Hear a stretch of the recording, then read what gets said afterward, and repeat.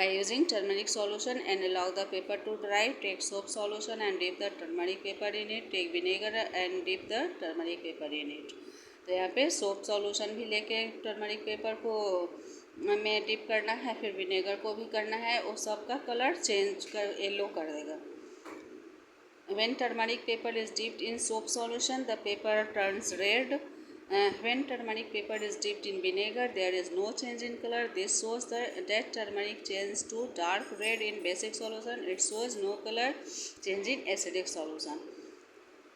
सबका अलग अलग प्रभाव पड़ता है. टर्मरिक पेपर यदि टर्मरिक सॉल्यूशन लिया जाए तो येलो करता है,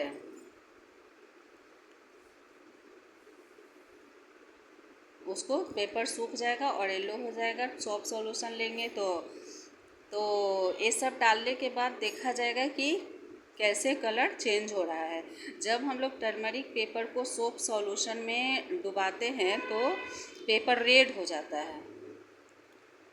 साबुन में यदि हल्दी को साबुन जैसे बाल्टी में साबुन है और उसमें टर्मरिक डालेंगे तो रेड हो जाएगा, और जब टर्मरिक पेपर को विनेगर में जब डिप किया जाएगा तो कलर चेंज नहीं होगा.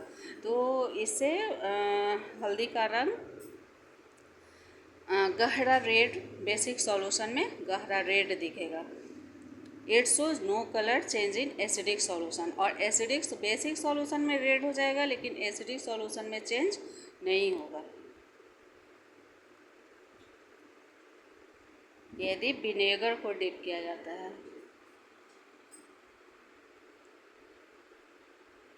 China rose.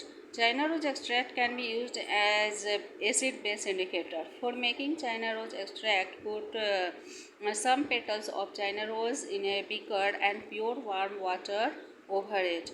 Leave it for some time.